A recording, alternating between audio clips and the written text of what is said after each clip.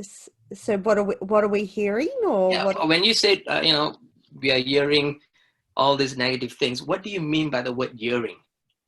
What is hearing to you? What does it mean, the word hearing?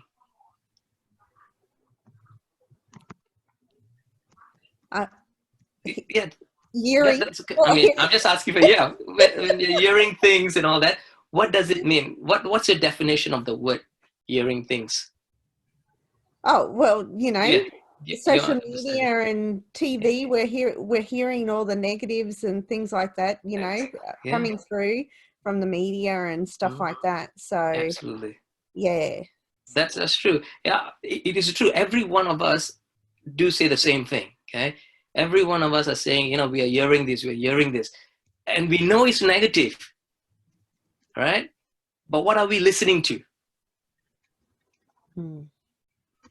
Hearing is an option. Listening is your choice. That's so true. So true. And that's an awesome question, because a lot of us are asking the same thing. We are hearing this, we are hearing that. Yeah, we are hearing it. But that's an option. The choice is yours. What are you willing to listen to? If you know it's negative, why do you want to invest your energy in that? So true. So true. Why do you want to invest? That's the question we forget. We are losing the focus on the questions that we need to ask instead of the questions that everyone around us are asking. We are linking with them instead of creating an energy to attract them into where they need to be. And a lot of them want to do that, but they're not. It's just that when you are in the surrounding of people who are hearing things, you tend not to pause and step back. You tend not to make the choice to listen. So my question back to those people who are asking these questions is that, what do you want? What do you truly want? Start from there. Whatever conversation you're in, whatever social media you're looking at, pause before you click on the button, before you click on the control panel. What do you want? And then focus. Instead of focusing and then say, oh, what do I want now?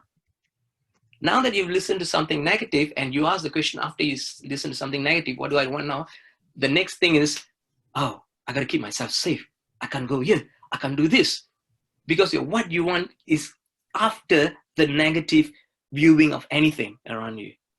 But if you rearrange these two things, that means you ask the question, what do I want first? And then check your actions, it will lead you the way you want to go. True. That's true.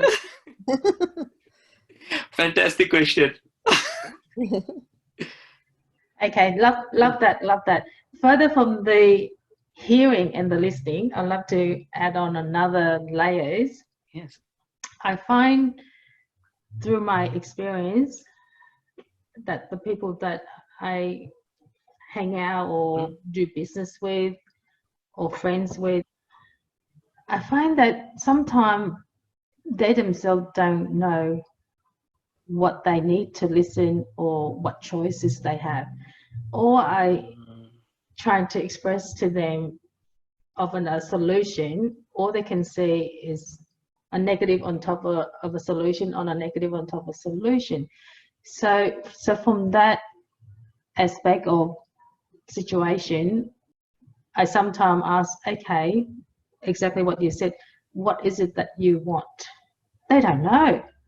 So how as a coach, and in particular, I love your branding that you help people a brain surgeon without any blood, which I love about that.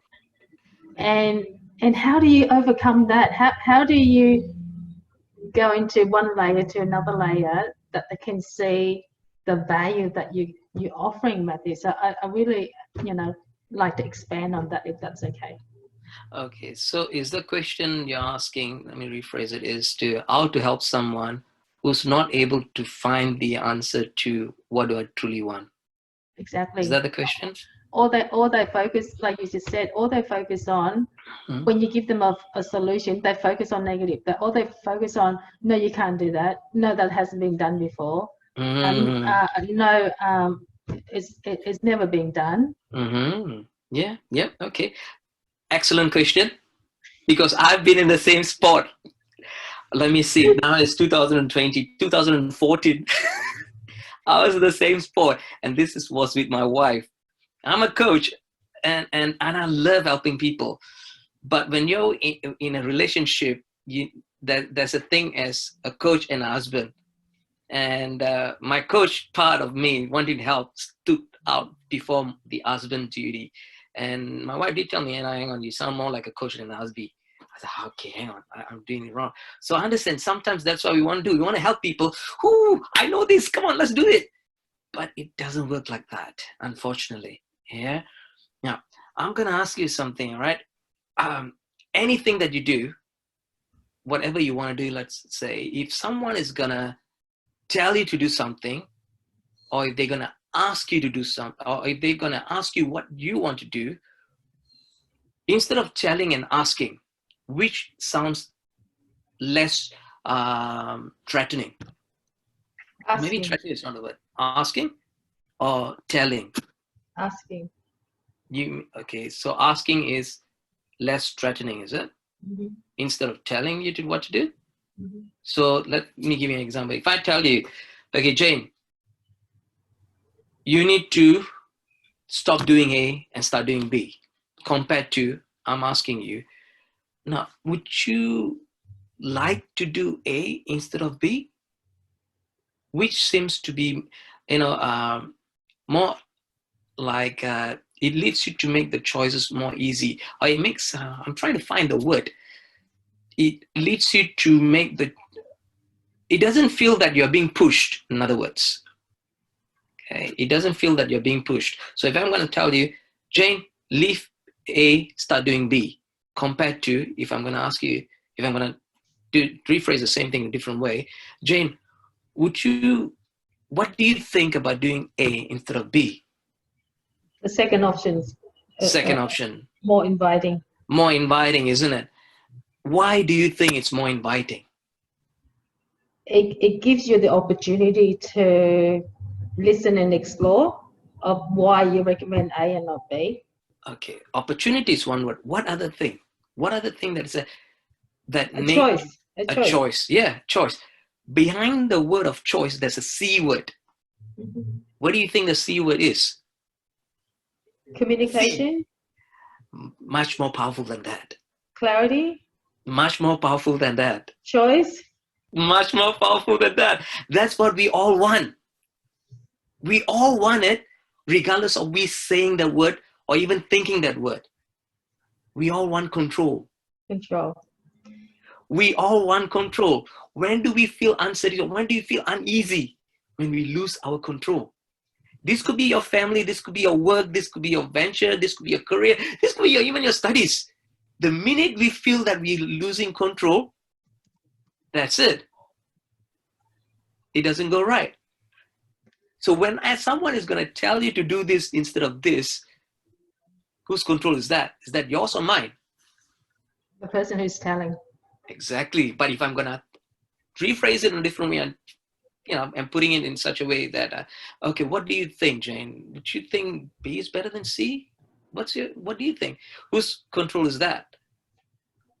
Am I in control or are you in control? The receiver. Receiver. Yeah. Exactly. Exactly. So that's where a lot of us are, even myself, like I said, with my wife, I'm giving you a real example. I'm a transparent. I like to be transparent because that's the best way you can do the best thing. Yeah. So all I had to do is ask a question. That was my learning ground. And I was a solid learning. And I learned that if we want to help people, we need to rephrase the questions in such a way that it gives them the control instead of them having the perception that you are controlling them. It's not your friend doesn't know the answer. Your friend is not looking at the right question to ask himself. And that applies for every one of us. We don't know the right question to ask. And if we meet somebody, because you are so well versed and you've got a good heart, all you got to do is rephrase the action, the questioning, or the direct or the instruction. Instead of instructing, rephrase it as questioning and giving them the power, make them feel that they are making the choice, even though you are helping them to make the choice. And in fact, they're actually giving you the power to help them. This is behind the face. This is behind the actual visual thing that we see in front of us. We see with our senses is what we follow by, that we trust. Our senses, our sense of sight, hearing, speech. This is the senses.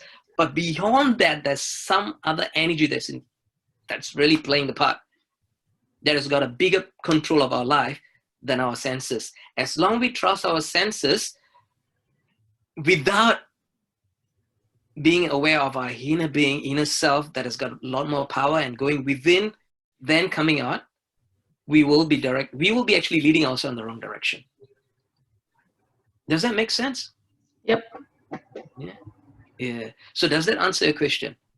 How Sure do you help is. someone? Sure is. There you go.